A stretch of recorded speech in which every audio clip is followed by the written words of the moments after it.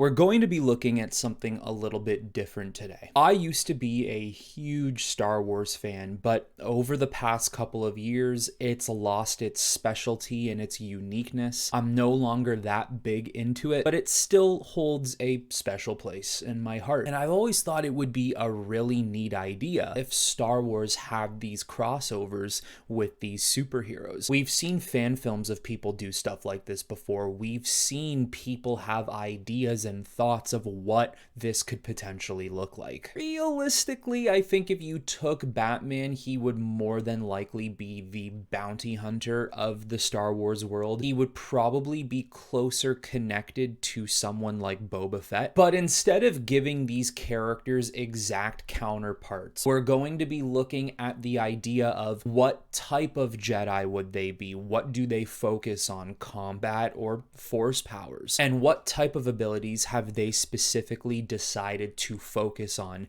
and train themselves at being the best they possibly can? I also want to make this very clear so I don't have to constantly repeat it. Any type of telekinesis with the Force, every character would be able to do that. But the force powers I'm going to go through for all the Bat family members are abilities that maybe they have particularly tried to focus on the most, and they've tried to train to the best of their ability to be the best at that said ability. So of course, let's start with the big man himself, Batman. Batman is obviously a Jedi master, no ifs, ands, or buts. Every piece of training the man has gone through, everywhere he traveled around the world, everything he wanted or chose to learn, he has taken it upon himself to master it. Then you have three types of Jedi. You have Guardian, Consular, and Sentinel. Guardian being someone who focuses mainly on combat. A Consular who focuses a lot on the inner workings of the Force, and a Sentinel who combines both practices but also takes on both weaknesses. Batman would be the Sentinel. This is a man who is not afraid to admit he does have weaknesses and strengths, but will still find a way to make his weaknesses strengths at any cost. Being a Sentinel as well, like I said, he is a master of all combat. He has done what he's had to do to be one of the best fighters and combatants with a lightsaber there is. He's also a mixture of a Consular, being intelligent in the ways of the Force, understanding the Force, and maybe even developing new connections with it. Now, of course, because Batman does have a lot of gadgets, just as anyone in the Bat family, they will all likely have more than one lightsaber. I could see something where Batman carries two lightsabers at his belt. He maybe straps one somewhere to his leg or his thigh, maybe even keeps some behind his back in his cape.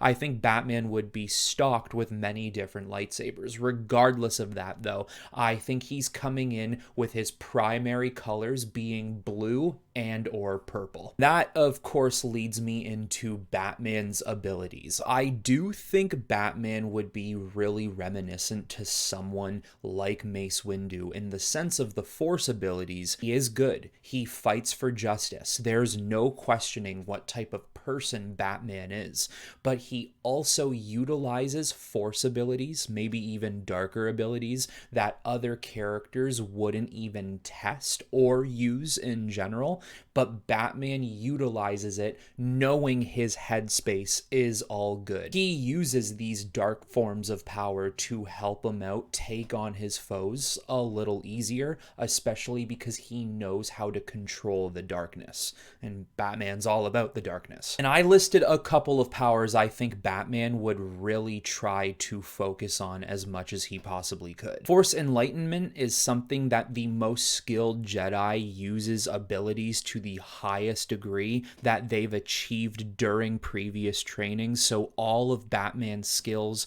are at the very tip-top height that you could think of. Force Stasis, it's literally as it sounds. You freeze or suspend a target in place without their ability to move even in the slightest. I thought that's a good fit for Batman as well, considering all the gadgets he uses that could suspend or freeze or stun his villain villains like Flash or stun grenades. I also gave him Sever, which is the ability to block his intended target's connection to the Force. I think giving Batman an ability like that makes too much sense, because that in a way feels as if Batman has steadied his target so much he knows how to literally remove powers from him. Psychometry, the ability to acquire information about events or individuals just by touching an object. This fits Batman as well because he's considered to be the world's greatest detective. He looks at items and simply knows how they fell off a table. This ability suits his photographic memory. Battle meditation is something else that's probably really simple and easy to predict for Batman. It is the ability to have boosted stamina, morale, to be fully prepared for the upcoming battle. Then I also gave him Dark Aura, which is the charge surrounding or atmosphere with malicious Force energy, and it hurts or slows down anyone who is inside of it. Really makes sense for Batman as well, considering he is a creature of the night or a creature of the shadows. When people fall into his traps or walk amongst the darkness that Batman is hiding, these criminals are crippled. They've got the highest induced anxiety or stress they will ever receive. Batman's presence when they can or can't see him doesn't matter, terrifies them at the highest of levels. Batman would train himself in this ability to be able to alert people, I'm here, and you're done. Now we're gonna look at Alfred, who I also have a Jedi Master, and I've made him a consular, somebody who focuses more on the inner workings of the Force than combat. Alfred, of course, is no stranger to combat. In a lot of iterations of him, he's been a secret agent, he's been in the service, he's been in the military, he knows how to utilize weapons, and he knows how to do hand-to-hand combat. He's even trained Bruce Wayne in some of what he knows. I think Alfred would become much more wiser in his older age, and he would figure that learning the ways of the Force would become far more important to him than fighting in the Force. I decided to give Alfred yellow lightsabers. Now, I understand that in the new canon of Star Wars, lightsabers don't really have all that much of meaning anymore. They're kind of just colors, but in Legends, yellow used to mean intelligence, I believe, and that's why I decided to give it to Alfred, because I feel as if being his age, once again, he would know so much about the Force, he would know so much about what it means to be almost this grandfather of the Bat family. And the three abilities I've decided to give him here, one is Inspire. This would be the ability to inspire hope or courage in any of his allies, whether it be Batman or anybody else. And it's not just something like, good luck, buddy, you'll be fine out there. You actually feel the Force energy that Alfred distilled onto them. But also, Alfred is here to make sure that the Bat family is always healthy. That's why I also gave him a focus on two other abilities of Revitalize and Force Healing. It's pretty simple. You guys already know what Force Healing entails, but for Revitalize, it is almost like Force Healing. He's capable of revitalizing some members of the Bat family from being tired or wounded or maybe unconscious, and let the Force energy flow through them so they feel healthier and ready to go. Next is Nightwing. I have him as a Jedi Knight who has practiced the arts of being a Guardian. I do also believe Nightwing would have the ability to be a Jedi Master, but just to generalize it for now, he's a Jedi Knight. And just like his blue Eskrima sticks, he's also going to have two blue lightsabers. Just like Batman, he will have Force Enlightenment and Force Stun or Force Stasis. This is once again another character who is going to be in tip-top shape for combat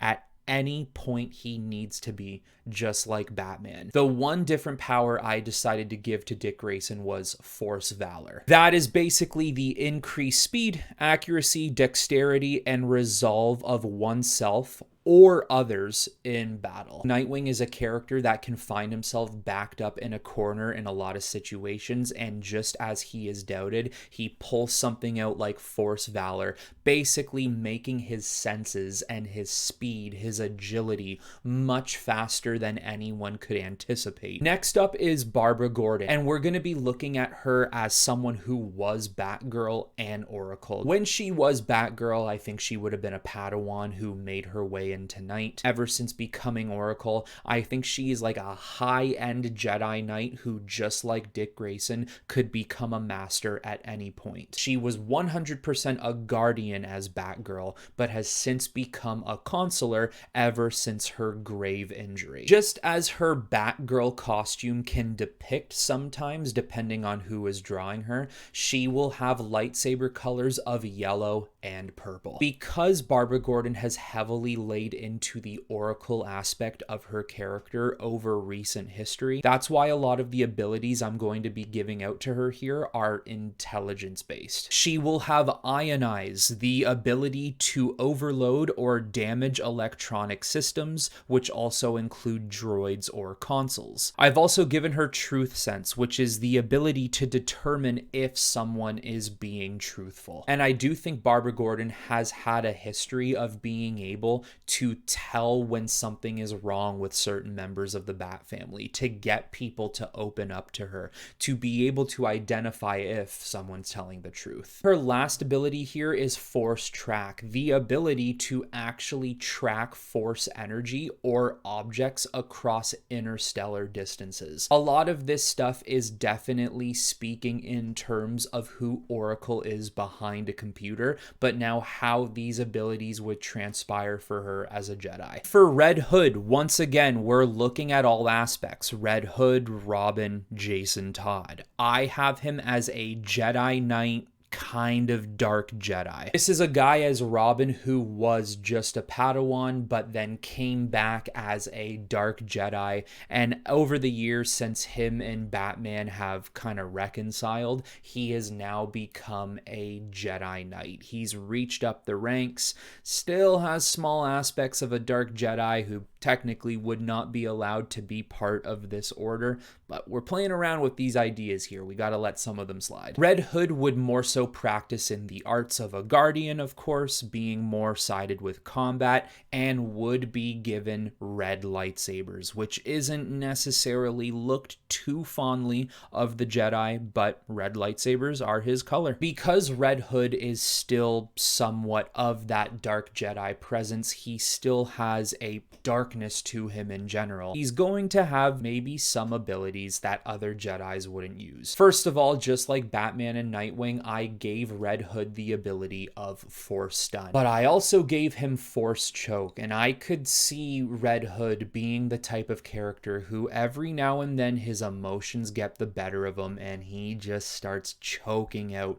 his opponent. Along with that is the ability to do a dark transfer. He has taught himself how to bring others back to life, or even more importantly, himself. And that is essentially the Force ability he practiced on himself after Dark Lord Joker would have killed him. We're looking at Tim Drake now, who is also a Jedi Knight and practices in the arts of Sentinel. So combat and Force knowledge, the only other Bat family member to do it alongside Batman. I think when Tim Drake was Robin, he would have been a Padawan, but him becoming Red Robin upgraded him to Jedi Knight status. He would also utilize a couple of green lightsabers. For some reason, I just think green is his color. And the three abilities I have him most focusing on are actually three abilities that he shares completely with Batman: Force Stun, Psychometry, and Battle Meditation. Tim Drake is all about the mental state of his abilities. He's always about being at the ready. He's always about being prepared. Tim Drake might not be be the most powerful, he might not be the best fighter or even the best to utilize the Force in certain situations and instances, but the one thing about Tim Drake is he is confident in what he is capable of. Now we're going to look at Cassandra Cain, and I also have her as a Jedi Knight